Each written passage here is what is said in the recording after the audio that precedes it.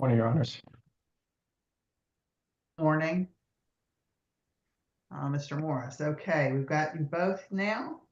Mr. Shapino, whenever you're ready. Thank you, Your Honor. May it please the court. And if I may, I'd like to reserve 5 minutes for a rebuttal. All right. I know this is something that the court hears on occasion, but we believe this is actually a relatively simple appeal involving an interpretation of a relatively simple 2-page contract.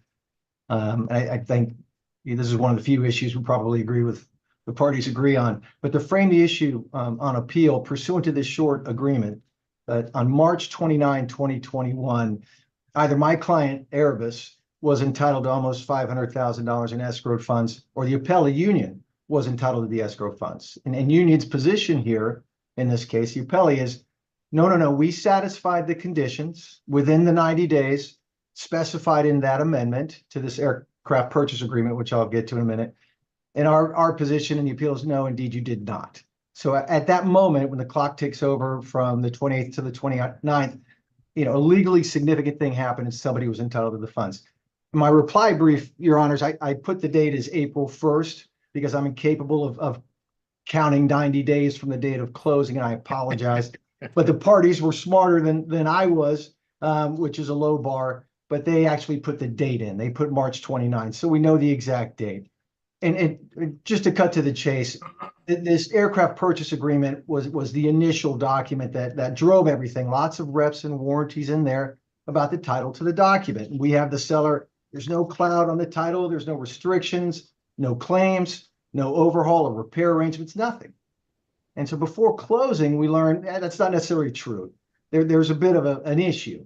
And you'll hear both sides talk about JSSI, Jet Support Services. And they had filed this letter and an affidavit with the FAA, the Federal Aviation Administration, saying, hey, we're owed $500,000. And we didn't know about this, we Erebus, until right before closing. So we say, hey, time out, let's slow the roll. We're not going to close unless there's an accommodation here. And fortunately, the parties agree. Yes, let's accommodate. Let's do this thing. We'll create this amendment, and we'll agree on the conditions on how and when the escrowed monies are going to be dispersed. And so here we go. Let's get to it, the 2-page document at the heart of this case. It is very short. And page 1, paragraph 1, it's simple. First, the timing. 90. This is something we'd like to see Erebus and the seller, Union, we want resolved. So let's do it in 90 days on March 29. This money's going to somebody. And these are the two things that you, the seller, you need to do. And the first is obtain a withdrawal, written confirmation from the buyer along with it, but obtain a withdrawal of this JSSI claim from the FAA. And we have examples. They agree, and it's helpful. Here are the 2 examples of things that could accomplish this withdrawal within the 90 days, which would lead to Erebus's written provision. And one was transfer the claim to a cash or surety bond. Okay, that's a good one. Seller could resolve the claim by a final court order, and I'll come back to that one in a minute. And the second way, the second path was within the 90 days, again, FAA and JSSI needed to confirm in writing that there's no encumbrance on the aircraft. So those are the 2 things. If those don't happen within the 90 days, the money goes to my client, Erebus. And so the parties close. Well, can I pause you there, Mr. Shapino, because Of course. the First Amendment has a little bit, it doesn't end with just the money getting dispersed. It has express language about how the money gets used, including a provision that states the buyer, quote, shall, uses the mandatory shall, apply the escrow holdback to obtain withdrawal of the JSSI claim of lien. That's all that you can do with that holdback money. It seems like, though, the way you all are reading it, you're reading it more like that holdback money or that provision almost acted like a liquidated delay damages clause. Like, if you don't get this done within 90 days, we're out 500. We're going to agree that we're going to knock off $500K from the purchase price. Given that the contract's provision tied you all's hands, so to speak, with what you could do with that money if it got sent over to you, combined with the record evidence that JSSI, I guess they submit an affidavit saying, yeah, no, we're out. How do you reconcile all that? How does all that become consonant with each other? So if we're having a discussion about what we did with the money after we received it, That's a good discussion because at least we should agree that we were entitled to the money on March 29. Because you can't argue about what we did or didn't do with the money until we were entitled to the money. That's not Union's position here, right? Just so Your Honor understands. Union's position here is we satisfied these conditions within the 90 days. And we were entitled to the funds Well, on for my that 90 edification, days. Mr. Schifino. Of course, Your Honor. How did you satisfy that? What did you do to Oh, satisfy the condition? A great question that I hope the court asks my colleague, Mr. Morris, because it was their burden as the seller to satisfy those conditions, not ours. If that didn't happen within the 90 days, then the money comes to us. And that's a good discussion. I'd love to talk about what we did or didn't do with Well, the but money. it comes to you for a specific purpose, and that is to take care of the lien. It But does, since Your it's Honor. already taken care of, it can't fulfill that purpose. Well, let's talk about I think the taking. trial court called it a windfall. The trial court did, but let's talk about what you just, the question, if I may, Your Honor, taking care of the lien, right? This doesn't have anything to do with a lien. It has everything to do with a claim that there's a lien, a claim. And if it was all about a recorded lien, Your Honor, isn't that what the parties would have put in the amendment? Well, is there any dispute at this point that JSSI has withdrawn their claim of lien? Well, yes, there is, because yes, absolutely. You have and to get to Judge Morris's question, what happened within those 90 days? What did Union, the seller, do to try to obtain a withdrawal of the lien? Because that's what they had to do. The seller had to obtain withdrawal of the lien. And the seller, on the 14th, 2 weeks after closing, January 14, remember I talked about one of the examples was get a final order, court order, establishing this withdrawal from the FAA records. That's what you had to do with this claim. And so they file a lawsuit up in Cook County, Illinois, to try to get withdrawal of this claim. But that doesn't happen. It doesn't happen within the 90 days. In fact, there's a counterclaim by JSSI, and they litigate into July of 2022. And remember, there was a question about an affidavit from JSSI saying, hey, we're out. That affidavit didn't come until July of 2022. Remember, the only affidavit that existed was the one filed with the FAA. And that's been in place all the way through until July of 2022. So at the time of the summary judgment, then, JSSI had indeed said, practically speaking, we're out. We are no longer asserting a claim of lien. That being the case, you couldn't use that money in any other way except as, I mean, presumably your client's not going to provide a windfall to JSSI and double pay them if they say we're no longer asserting a claim of lien. It can only function as liquidated delay damages, which you all didn't negotiate. A couple of points here. After the July settlement and after this affidavit that JSSI signed to resolve this claim that was still there for the 500 days after the closing and not the 90, we filed, and it's been unrebutted, we filed an affidavit of our client with title reports through 2022, including after the settlement. And that claim of lien in that affidavit is still on the FAA title report. And Your Honor, I could direct the court's attention to it. It's in October of 2022. This settlement and this affidavit didn't magically create a withdrawal of this claim of lien from the FAA records. It didn't happen. And through the judgment entered in this case, that claim was there. And so the question I would pose to, not to the court, but of course to the other side is, what did you do, if anything, within the 90 days to resolve this issue with the claim of lien? Nothing. Even though that's their, again, I understand where the court's going, and that's, I'm ready to discuss that because that's the conversation I wanted to have with the court. Their position here is we did resolve it in the 90 days. We have this Arrow title document. Yeah, we both talk about it in our briefs. March 17, I think, 2021 document. That shows the claim of lien. Shows an unrecorded claim of lien, is that right? Yes, exactly, which is exactly the words we used in the amendment that needed to be withdrawn. The exact words, that this is an unrecorded claim of lien that the seller needs to resolve. So here's my question, I guess, under the First Amendment, the contract, which I think you very candidly say it was looks like it was kind of quickly put together, a couple pages. Mm-hmm. Hey, fair enough. They've got a closing date coming. They're trying to keep the deal. They're trying to keep the deal going while they work through this problem. That kind of thing happens. Other than the provision that says you can have the clawback money dispersed to you, but you shall use it to clear this claim of lien. Other than that, is there anything else in the First Amendment or the original contract that says what you get if they fail to clear up this problem in 90 days? Or is that the extent of your remedy? You get this clawback money and you shall use it to clear the claim of lien, So or to get the withdrawal of the claim of lien. Understood. So there's nothing else, there's nothing in the original contract, the aircraft purchase agreement, and nothing else in here. But what we're forgetting, Your Honor, is we received the escrow funds at the end of June, right? So we got them beginning of July, we have the escrow funds. And the plaintiff files suit in September, I'll be like the 13th, right? And you look at what do the pleadings say? What is the remedy that plaintiff is seeking here? Wouldn't one think you, Erebus, you have the funds. We are compelling you now, it's the party with the funds, you need to go resolve this claim of lien. Ball's in your court. But that's not what they do. In the complaint, the plaintiff alleged, the operative pleading here, and the pleading upon which this order is entered, doesn't do that at all.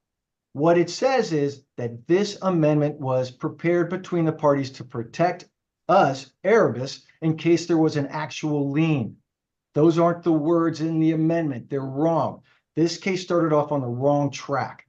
And they followed, and again, the pleading, the operative pleading is no lien, no recorded lien. JSSI failed to properly record the lien. And going back to Judge Morris's point, that's not what the amendment says. Unrecorded claim of lien is what the amendment says. That's what needed to be resolved. That's not it. That's not all, Judge Lucas. Not only does that's the complaint, that's the dispositive motion, the affidavit, always 24 times, I think it's 24 times.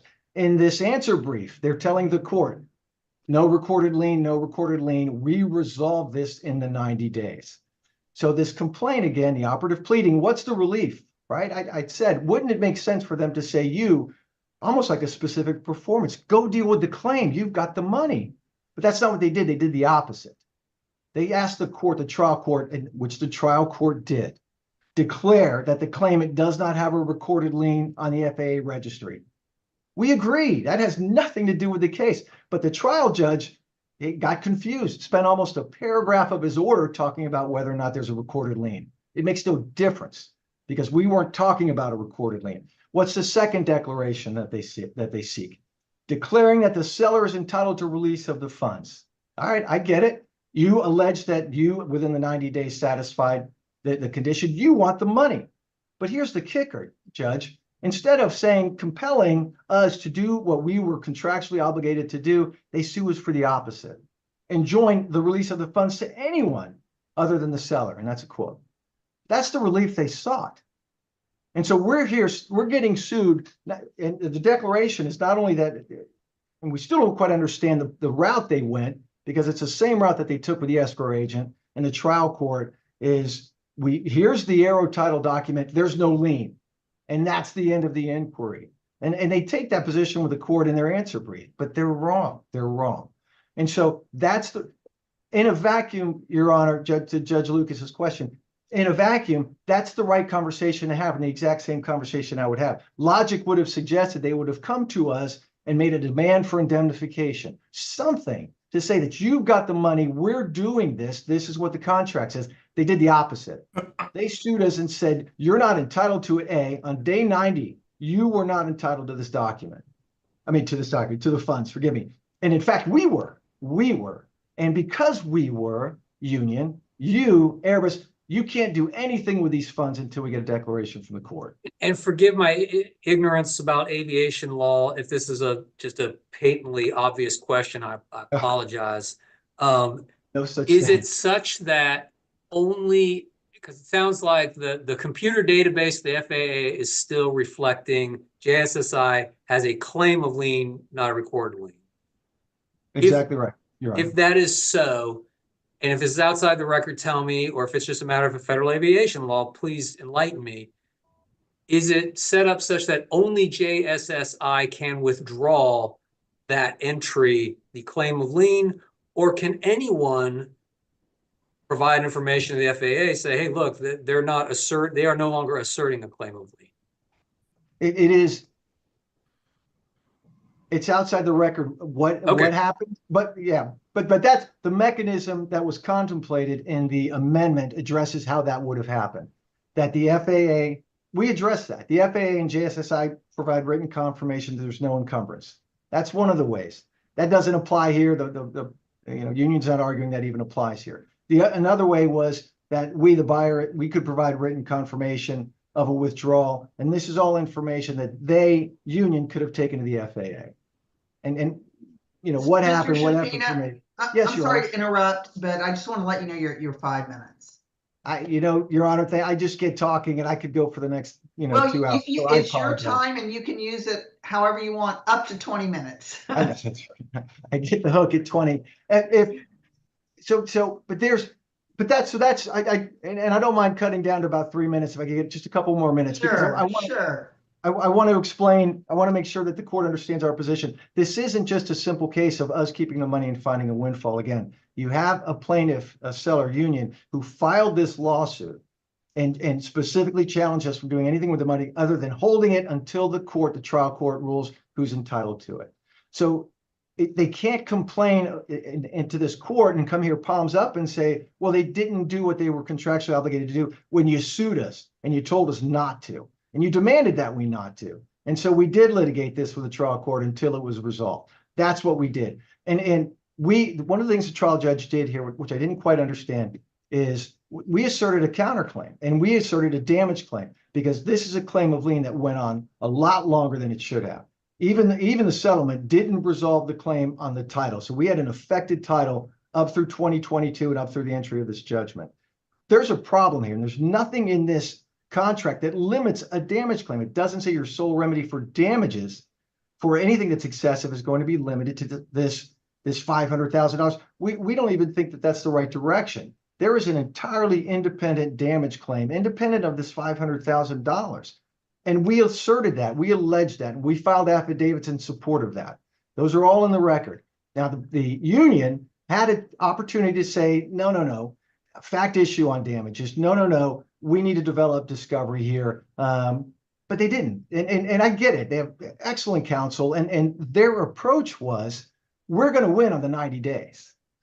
We were entitled to the funds on day 90, and they never should have had them. So why would we challenge or rebut with evidence their damage claim? So they made a choice, and that choice was at their own peril. That is unrebutted at record evidence in the case. And their response to our dispositive motion was a paragraph, and it was, look at our motion for summary judgment. Look why we were entitled to that money on day 90. So again, that's their argument. They repeat it again and again. There was no lien. We proved it with the Aero title document. It's all about a lien according to union. We were entitled to the monies on day 90. And they're just mistaken. That's not what happened. And that's, unless you have any more questions, I think I'm probably down to 2 minutes, Judge Kelly. I'm sorry. You are. Thank you so much. Sure. Mr. Morris? Good morning. May it please the court and counsel. I'm Hal Morris, and I represent the Appley Union Leasing here. So, I think Mr. this Morris, case- if you don't mind, I'd like to just launch into the question of the day. Sure. And of course, make it clear that you and I are not related, so Mr. Shafino doesn't think you're going to get the family deference from me. Is that right? I was hoping for that, but no, we won't. Okay. Well, I asked him the question I really should have asked you. Right. What exactly did you do in the 90 days after closing that entitled you to this money? There are two things. The first thing is the amendment to the contract contemplated the use of the holdback for purposes of addressing a claim for lien. What we did with regard to that is, number one, we determined and provided a title report, number two, to the escrow agent that there was no claim for lien filed against the aircraft. But the title report said there was an unrecorded claim. There was an unrecorded claim for lien, but that is not an enforceable lien. Later, I understand that, but we're Right. talking about $500,000 here. If Right. you were the buyer, would you have been comfortable with that? if I was the buyer, Well, that's when I good had- for me. if I was the buyer, Would I have been comfortable with that? The answer is yes. And the reason being is the party's intention in the contract was to utilize those $500,000 for particular purpose only. And if there is no claim for lien that is filed, you cannot get it. In other words, you can't undo something that doesn't exist. Secondly, in terms of the use of the funds, when the escrow agent turned it over ultimately to the buyer, it was turned over, I think, as either yourself or Judge Lucas said, for the sole purpose of addressing the possible claim. And there is no claim to address because, as we now know, JSSI has withdrawn as of December 1st of the contract year 2020 any claim that it has of a lien. And I think what this really goes to is the starting point that the trial court began with. And it really is the last time. But just to interject here, that happened in December, and your magic date was March the 29th. You had to do something by. So why do we care what happened in December? We care because the contractual intention of the parties is to use that money for a particular purpose, and it can no longer, and actually at the time could not have been used for that purpose because there was no claim for lien, and it then was acknowledged later there was no claim for lien. So to allow the buyer here, Erebus, to retain the money essentially does as the trial judge suggested. It gives them a credit of approximately $500,000 and reduces their purchase price to $7.1 million from $7.6. What I would suggest is that this court, and actually the last time I stood before this court and Judge Kelly, we argued about what is a contract interpretation. And there, it's clear that under Florida law, and probably the law of all states, it's the intention of the parties. And that's gleaned from the language of the contract. And here the intention of the parties is very clear that the escrow holdback is for the sole purpose of addressing the possible claim of an encumbrance. And there is no encumbrance on this aircraft, and there was no encumbrance on this aircraft. The amendment itself did not say, as Judge Lucas suggested and what the plaintiff, or sorry, Erebus is suggesting, that it can be used for some other purpose, for a damage claim, for a delay claim. If they wanted to say that, the parties could have written that, and we don't rewrite contracts. To permit this to go forward the way it is and allow the money when there is no claim, there was evidence that there was no recorded encumbrance, and therefore you could not have removed a unrecorded encumbrance, would be essentially contrary to the use that the amendment said the monies had to be used for. What's important when we look at this case, I think, is we go back to the fundamentals, and lawyers always like to say that, and that's what we argue to courts, but the fundamentals are, what did the parties intend and what did their writing say they intended, because that's the best evidence of their intention.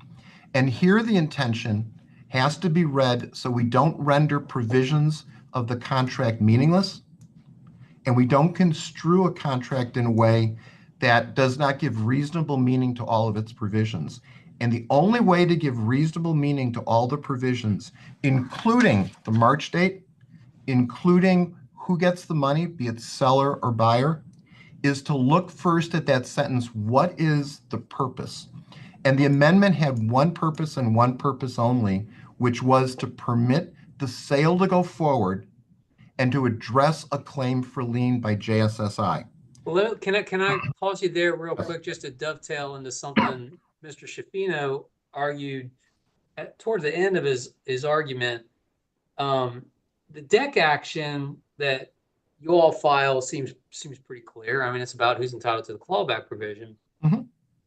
You could read their counterclaim as seeking, they don't seek a counter declaration, they seek a breach of contract. And in that counterclaim, they allege at paragraph 18, Union Credit's breaches in the plural of the agreement and the amendment, and Union Credit's wrongful assertion that Erebus is not entitled to utilize the escrow funds, blah, blah, blah, have caused Erebus damage due to Erebus being unable to sell or obtain financing for the aircraft, while JSSI's claim of lien is unresolved.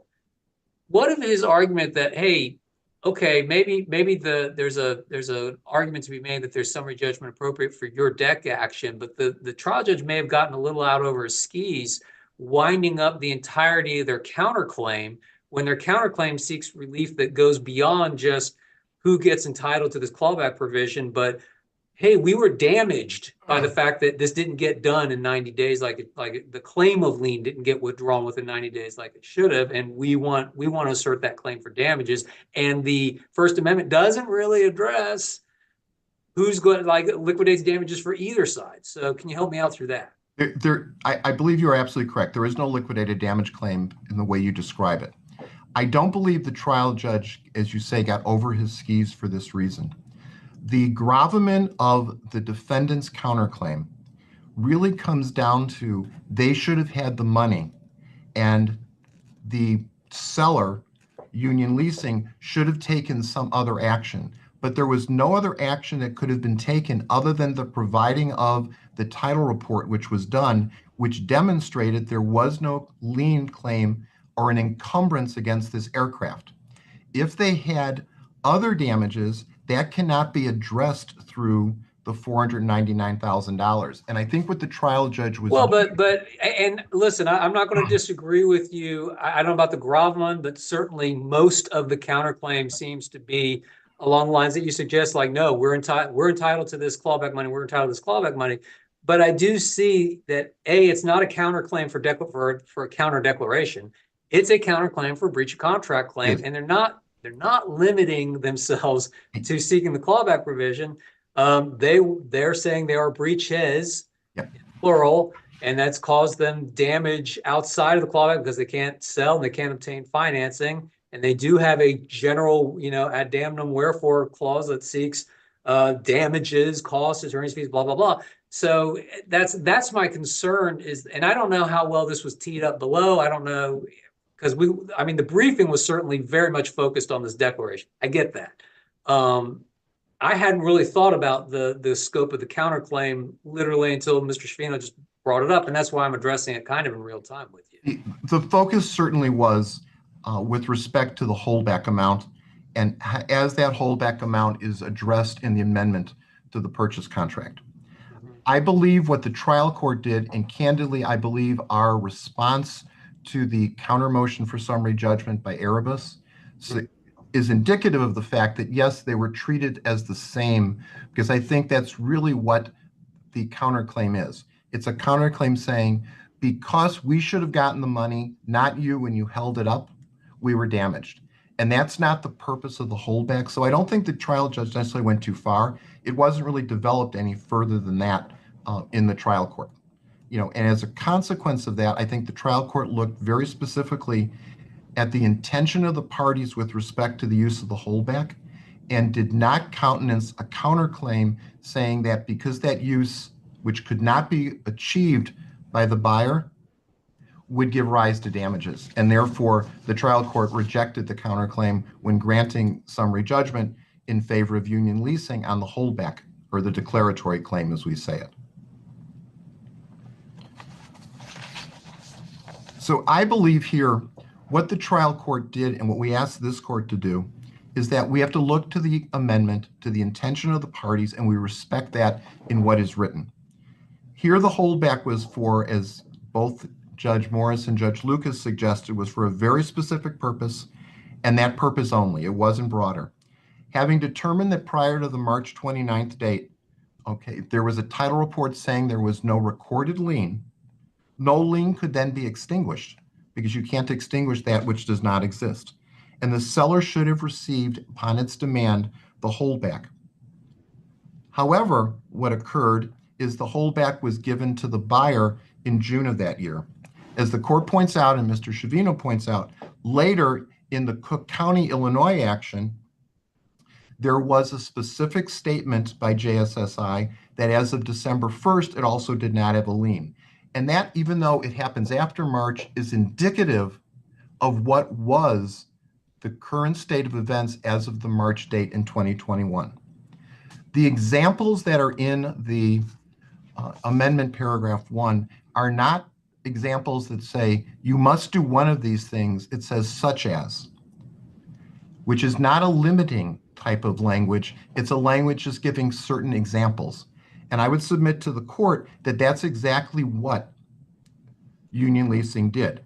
It received and it provided information to the escrow agent to demonstrate that the lien was not in place on the aircraft, and therefore there was no encumbrance, and therefore it should have been receiving the money, because to do anything else and provide it to Erebus would run afoul of the provision that says the sole purpose was to address that lien. Here, we do is we would respectfully request that the court basically respect the intention of the parties with regard to the use of the holdback monies, affirm the trial court's ruling on summary judgment and denial of defendant's summary judgment, and remand it for the very limited purpose of assessing prevailing party attorney's fees under the original contract section 8.14. So unless the court has any other questions, I appreciate the time. Thank you. Mr. Shafino, you've got your 2 minutes. Thank you, Your Honor, and I'll be brief. A couple of things that were said. Judge Morris, in response to your question, what did you do within those 90 days to resolve that claim? There wasn't an answer. The answer was we got the error title document that addresses the lien. What the error title document doesn't even say unrecorded, by the way, respectfully. It says stating that the claim of lien has been received, as well as the affidavit of breach. And the response from Union is, well, that shows that there was never a lien. So we were, just like I said, Your Honors, we were entitled to the money at the end of the 90 days because there was never a lien. There was never an encumbrance. That's the argument you just heard. There was never an encumbrance. My goodness, why did we have this amendment then if there was never an encumbrance? Of course there was an encumbrance. It was the unrecorded claim. And when it comes to damages, Judge Lucas, if you look at our affidavit, 321 to 326 in support of damages, it far exceeds the $500,000. Nowhere in my brief do I say we're looking for this 500 to apply to our, it exceeds $500,000. It's a bigger claim. I'm sorry, I'm rushing. The settlement document in July of 2022. Of course, imagine what Union's doing with JSSI. Of course, they want an affidavit that says there was no lien, but that doesn't rebut the affidavit where there says there was a claim. That is exactly what was filed by JSSI in September with the FAA. So that in September of 2020. So that affidavit was there until the middle of July. And you didn't hear any argument, because there is none, that the claim was still on the FAA records after this July settlement date. So we keep talking about this money being used exclusively for this claim of lien. We have been fighting and defending a deck action that says we can't do a darn thing with that money until a judge tells us otherwise. So the order here is a simple order. We urge the court to just consider it among yourselves, talk among yourselves, but we think what the order would look like is it clearly, you know, the trial judge and Union is wrong. At the end of the 90 days, the monies appropriately were dispersed to Erebus. It sounds like we agree on that now, that because whether or not there was a lien is irrelevant. And then we have the damage claim. Certainly the judge, I appreciate the metaphor, way over the skis. That was not vetted, and it shouldn't have been dismissed on a summary judgment like that. But also use of the 500, just reminding the court of what was demanded in the operative pleading here. They didn't tell us to fix it. They told us to sit on the money until a judge tells us otherwise. Thank you, Your Honors. Thank you both. That concludes this argument, and we'll call our next case, Ginsburg Clement versus Bennett Hunt Corporation.